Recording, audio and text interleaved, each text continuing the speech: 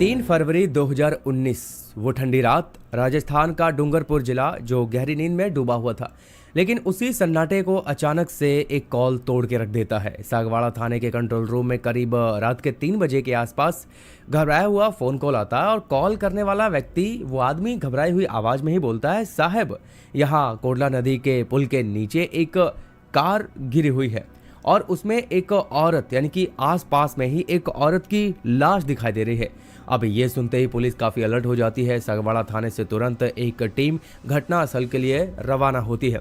लगभग 22 किलोमीटर की दूरी तय करने के बाद वो वहां पहुंचती है और रात के अंधेरे में जैसे ही पुलिस वहां पहुंची पुल किनारे टॉर्च की रोशनी नीचे डालते ही पुलिस कर्मियों की सांसें भी थम जाती हैं, क्योंकि नीचे खाई में एक सफेद रंग की कार पलटी हुई होती है और कार के ही करीब 20 मीटर के आसपास एक महिला की लाश पड़ी हुई थी। हालत इतनी बुरी थी कि जैसे पूरा शरीर पलटकर पत्थरों पर जा गिरा हो। शुरुआती नजर में ये मामला हादसा का लग रहा था, लेकिन जैसे जैसे पुलिस पास पहुंचती गई मामला धीरे धीरे कुछ और ही कहानी बयान करने लगा।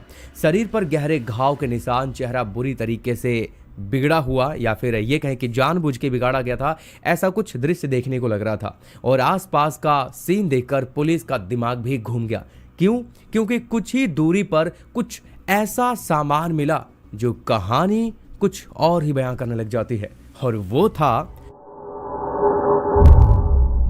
पर सवाल उससे पहले यह था कि वो महिला थी कौन और क्या ये सिर्फ हादसा था या फिर कुछ और उस रात उस महिला के साथ वहां पे क्या क्या हुआ था और क्यों।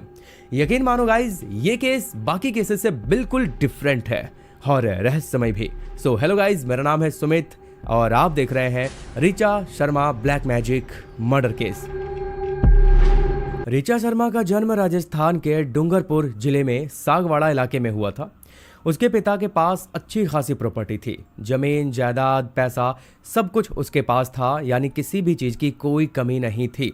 और ऐसे ही समय बीता और फिर ऋचा की उम्र शादी के लायक हो गई और 2011 में आके उसकी पहली शादी हुई एक अच्छे लड़के के साथ। लेकिन वो शादी ज़्यादा लंबे समय तक नहीं टिक पाई। लगभग 12-13 साल बाद जाकर के वो शादी टूट गई। क्यों? क्योंकि रिश्ता टॉक्सिक हो चुका था, वही लड़ाई झगड़े दुनिया भर की बातें। और इससे पहले कि तलाक हो पाता, उससे पहले उनके घर एक बेटी जन्म ले चुकी होती है जिसका नाम था हेमश्री। अब तलाक हो जाने के बाद वो अपनी बेटी को लेकर के मायके वापस आ जाते हैं और अपने पिता के साथ रहने लग जाती है। बट वेट, कहानी यहीं पे नहीं रुकती, क्योंकि तलाक के कुछ समय बाद ही ऋचा की जिंदगी में एक नया मोड़ आ जाता है। मुंबई में उसकी मुलाकात परीक्षित शर्मा नाम के एक शख्स से हो जाती है, जो कि परीक्षित पहले से ही शादीशुदा व्यक्ति था। लेकिन बात यह थी कि उसकी जो पहली पत्नी थी वो कैंसर से पीड़ित थी और शायद इसीलिए कहें या फिर कुछ और वजह, परीक्षित और ऋचा दोनों की मुलाकातें धीरे धीरे बढ़ी और रिश्ता कुछ और रूप लेने लग गया। और 2011 में आकर के ऋचा और परीक्षित की शादी भी हो गई, यानी कि दोनों ने शादी कर ली। और इसके बाद ऋचा मुंबई ही फिलहाल शिफ्ट हो गई। मगर परीक्षित की बीवी की अब तबीयत और ज़्यादा बिगड़ने लगी आगे चल के। इसीलिए फिर परीक्षित का दिमाग घुमा या फिर जैसे भी उसने अब सोचा कि नहीं, मुझे अब पहली बीवी का ही साथ देना चाहिए मुझे, क्योंकि उसका अंतिम समय है तो मैं उसका ही साथ दूंगा। और वहीं दूसरी ओर फिर ऋचा भी क्या करती, इसीलिए वो वापस सागवाड़ा अपने मायके आ गई और पिता के घर अपनी बेटी के साथ रहने लगी। पर अब ऋचा पहले से ज्यादा काफी परेशान और लाचार हो चुकी थी। यही देखकर उसके पिता ने अपनी काफी सारी संपत्ति और काफी जो भी प्रॉपर्टी वगैरह थी उसका एक बड़ा हिस्सा ऋचा के नाम कर दिया था। और ये देख करके जो ऋचा का भाई था वो काफी परेशान हुआ, लेकिन फर्स्ट टाइम तो उसने किसी भी तरीके का वहां पे कोई विरोध नहीं किया और सब कुछ नॉर्मल ही लगता रहा। लेकिन कहानी यहीं बदल चुकी थी। 3 फरवरी 2019 रात के तकरीबन 3 बजे सागवाड़ा पुलिस स्टेशन में एक फ़ोन कॉल आती है और ये वही फ़ोन कॉल था जब पुलिस सागवाड़ा थाने से करीब 22 किलोमीटर दूर एक सुनसान पुल के पास पहुंची थी और वही खाई के नीचे अंधेरे में टॉर्च की रोशनी डाली तो जो दिल दहला देने वाला दृश्य था वो वही था। यानी कि नीचे नदी के किनारे सफेद रंग की वो कार पलटी हुई थी और करीब कार के 20 से 25 मीटर की दूरी पर एक महिला की लाश पड़ी थी। और ये मामला फिलहाल अभी एक्सीडेंट का ही लग रहा था, लेकिन अब कहानी यहीं से पलटने वाली थी, क्योंकि जैसे ही पुलिस वहां नीचे उतरती है और उस लाश के पास जाती है तो पुलिस की सोच और घटना की वजह दोनों ही पलट जाती है। क्योंकि वहां महिला का जो चेहरा था बुरी तरीके से बिगाड़ा हुआ था, सिर पर गहरे घाव के निशान थे। ऐसा लग रहा था जैसे किसी ने जानबूझकर चेहरे को पत्थरों से बुरी तरीके से रौंद दिया हो। पर यह भी हो सकता था, ये संभावना उस समय मानी जा रही थी कि खाई से गिरते वक्त वो औंधे मुंह गिरी हो, पलटा खा के गिरी हो, तो शायद पत्थरों से टकरा करके उसकी ये हालत हो गई हो। खैर फिर तुरंत फॉरेंसिक टीम को बुला लिया गया, पर उन्हें वहां टायर घिसटने के कोई निशान नहीं मिले, ना ही पुल पर ब्रेकिंग के निशान मिले। इसीलिए पुलिस को अब लगने लगा था कि ये हादसा नहीं बल्कि मर्डर का ही मामला हो सकता है। फिर इसी बीच शव को पोस्टमार्टम हाउस भिजवा दिया जाता है। पर अब सवाल अभी भी तो वही था कि वो महिला थी तो थी कौन, जिसका पुलिस के पास भी अब तक कोई जवाब नहीं था। फिर अगले ही दिन यानी कि 4 फरवरी की सुबह करीब 11 बजे के आसपास उसने रोते हुए पुलिस को बताया, सर मेरी बहन ऋचा शर्मा कल सुबह 11:30 बजे घर से निकली थी, लेकिन अभी तक घर वापस नहीं आई। अब ये सुनते ही पुलिस को लगा कि शायद जो हमें शव बरामद हुआ जिस महिला का, हो सकता है कि वो इसी की बहन हो। खैर इसके बाद पुलिस उसे मोर्चरी में लेकर के जाती है, लेकिन बात वही थी कि चेहरा इतनी तरीके से बिगड़ा हुआ था कि पहचानना तो नामुमकिन सा ही था। लेकिन वहाँ जो भी गहने थे, उसके कपड़े थे, लॉकेट वगैरह था, अंगूठी था, इन सब के आधार पे उसकी बॉडी की पहचान उसकी वो बहन कर देती है कि हाँ ये मेरी बहन ऋचा ही है। अब जैसे ही ऋचा शर्मा की असली पहचान हो जाती है तो पुलिस का भी असली काम शुरू हो जाता है। पहली नज़र में जो एक्सीडेंट का मामला लग रहा था वो अब धीरे धीरे मर्डर केस में बनने जा रहा था, क्योंकि अभी तक पूरा क्लियर नहीं हुआ था। और अब सबसे पहले पुलिस ने ऋचा के परिवार से पूछताछ शुरू की, तो उसकी बहन ने अपने परिवार को बैकग्राउंड के बारे में बताया और साथ में ही ऋचा के बारे में बताया स्पेशल तरीके से कि कैसे उसकी पहली शादी टूटी, फिर दूसरी शादी हुई मुंबई में परीक्षित नाम के एक व्यक्ति से, फिर परीक्षित अपनी बीवी का ही ख्याल रखने लग गया और इधर उसकी यानी बहन ऋचा वापस सागवाड़ा वापस लौट आई थी और इसके बाद उसके पिता ने प्रॉपर्टी का काफ़ी एक बड़ा हिस्सा ऋचा के नाम कर दिया था। और ये बात पुलिस को थोड़ी खटक गए, इसीलिए अब शक की सुइयां कहीं और भी घूम गई थी और इसी के चलते अब उसने उसके भाई से पूछताछ शुरू की, क्योंकि ये प्रॉपर्टी का मामला था। तो जब उसके भाई से पूछताछ हुई यानी कि ऋचा के भाई से, तब वहाँ से कुछ ऐसा हाथ नहीं लगा, क्योंकि उसके भाई के पास खुद ही अच्छी खासी प्रॉपर्टी थी, वो खुद अच्छा खासा कमाता था और उसके पास पैसों की कोई कमी नहीं थी। इसीलिए इसके बाद पुलिस ने ऋचा के पहले पति से पूछताछ शुरू की, यानी कि जो सबसे पहला पति था। उसने बताया कि हमारा तलाक तो बहुत पहले ही हो चुका था, तो अब इतने टाइम बाद अगर मैं करूँगा भी तो ऐसी हरकत क्यों ही करूँगा। तो यहाँ पे साफ हो चुका था कि शायद उसका भी कोई हाथ नहीं हो सकता है। तो अब बचा था परीक्षित शर्मा यानी उसका दूसरा पति, उनकी भी जांच करवाई गई, उनसे भी पूछताछ होती है, जो कि उस समय मुंबई में था और अपनी पहली बीमार पत्नी की देखभाल कर रहा था, जो कि जांच में उसके खिलाफ भी कोई ठोस वजह, कोई सबूत वगैरह नहीं मिला। और इस तरीके से धीरे धीरे परिवार के सभी करीबी सदस्य अब पुलिस के शक के दायरे से बाहर हो गए। तो अब यह मामला वहीं फंस चुका था और पुलिस के पास कातिल का कोई नाम भी नहीं था। और आखिर में पुलिस ने क्राइम सीन पे दोबारा इन्वेस्टिगेट करने का फैसला किया। और अब जैसे ही पुलिस दोबारा से क्राइम सीन पे जाती है और आसपास तलाशी लेना शुरू करती है, तो तभी कुछ ऐसा मिलता है जो कहानी को पूरी तरीके से पलट देता है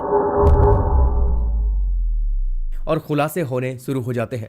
शव के कुछ दूरी पर ही एक पेड़ के नीचे पुलिस को काले धागे, सिंदूर, नारियल, नींबू, मिर्ची, काली गुड़िया जैसी यानी कि तंत्र मंत्र विद्याओं वाली वो चीजें मिली, जो कि पुलिस को तुरंत ये एहसास कराती है कि ये कोई साधारण मर्डर केस नहीं है, बल्कि इसमें तंत्र मंत्र और अंधविश्वास का कोई बड़ा रोल जरूर हो सकता है।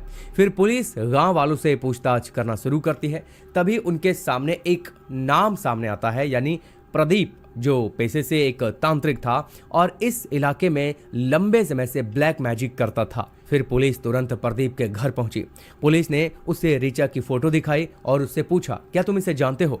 कि तभी प्रदीप डरी हुई आवाज में कहता है, मतलब काफी डर चुका होता है, कहता है कि ऋचा तो मेरी शिष्य थी, पता नहीं कहाँ है, कुछ दिन से वो आ नहीं रही है। मगर पुलिस की टीम को, पुलिस वालों को उसकी बातों में कुछ गड़बड़ लगा कि उसकी शिष्य, और ये किस तरह से बातें कर रहा है और फिर ये डर क्यों रहा है।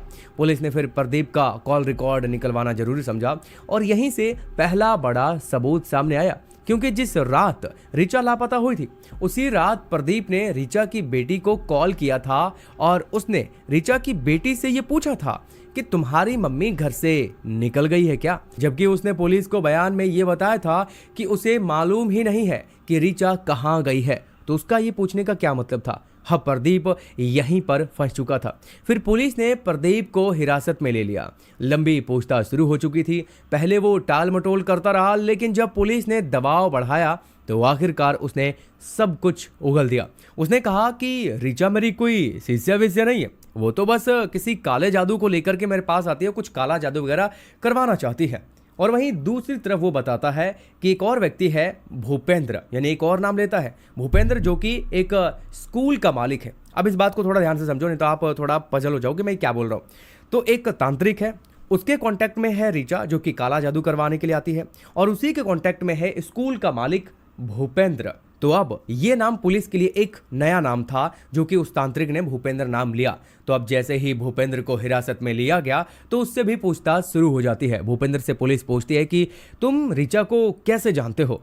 तब वो शुरू में तो बताता नहीं है, तो फिर बताना शुरू करता है कि जब सागवाड़ा वो वापस लौट करके आई थी, यानी कि जब मुंबई से ऋचा उस पति को छोड़ करके सागवाड़ा अपने पिता के घर रहने आई अपनी बेटी के साथ, तब वो अपनी बेटी का एडमिशन करवाने के लिए उसके स्कूल में आती है, यानी भूपेंद्र के स्कूल में। यह वही स्कूल होता है जहां से इस खेल की पूरी शुरुआत हो चुकी थी। अब यहाँ पे क्या होता है कि जब स्कूल में वो अपनी बेटी की एडमिशन करवाने के लिए आती है तो बार बार आना जाना लगा रहता है, कभी किसी पेरेंट्स मीटिंग करनी है, कभी ये करना है, कभी वो करना है। तो इसी आने जाने के दौरान भूपेंद्र और ऋचा की आपसी मुलाकात हो जाती है और दोनों की दोस्ती बढ़ जाती है और बात आगे बढ़ने लगती है। लेकिन कुछ ऐसा होता है जो कि ऋचा की हत्या करने पे मजबूर कर देता है भूपेंद्र को। कुछ ये घटना घटती है और वो घटना क्या होती है वो आपको अब आगे पता चलेगा। इसके बाद ही वो कांटेक्ट करता है उस तांत्रिक प्रदीप से जो कि इस हत्या में वो उसका मदद करता है। और फिर आती है वो काली रात, यानी 3 फरवरी 2019 की वो रात। उस दिन प्रदीप ने ऋचा को कॉल किया, यानी प्रदीप तांत्रिक। उसने कहा कि आज जो तुम काला जादू वगैरह करवाने के लिए आती हो, आज का दिन काफ़ी खास है, चांदनी रात है। अगर आज हम वो काम करेंगे तो तुम्हारी सारी मनोकामनाएं पूरी हो जाएंगी। ऋचा के अंदर अब खुशी का ठिकाना नहीं रहा, वो खुशी से बिल्कुल तैयार हो गई और उसने अपनी बेटी को कहा मैं बस 1 घंटे में लौट आऊंगी, तुम अपना ख्याल रखना।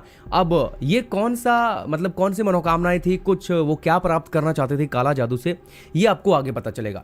खैर, रात के लगभग 11:30 के आसपास ऋचा अकेले ही कार से अपने घर से निकल जाती है, लेकिन वो नहीं जानती थी कि जिस जगह वो जा रही थी वहां से वो कभी वापस लौट कर नहीं आएगी, क्योंकि प्रदीप पहले से ही अपने 2 साथियों के साथ वहां मौजूद था।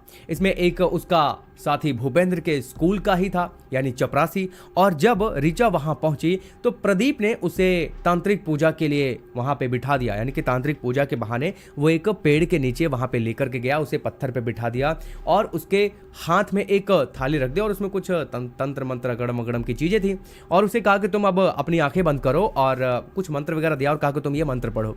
और जैसे ही ऋचा साधना में डूब जाती है कि तभी पीछे से उन्हीं का ही एक आदमी एक लोहे के रॉड से वार कर देता है जोरदार। नतीजा कि वो बेसुध होकर अचानक से धड़ाम से गिर पड़ती है। और कहानी यहीं पर खत्म नहीं होती गाइस, क्योंकि प्रदीप ने मौके पर ही उसके पास पड़े आसपास जो भी पत्थर थे उसका इस्तेमाल किया और उसे डिस्ट्रॉय करने की पूरी कोशिश की ताकि उसकी पहचान न हो सके। इसके बाद साजिश को एक्सीडेंट जैसा दिखाने के लिए प्लान बी शुरू किया जाता है।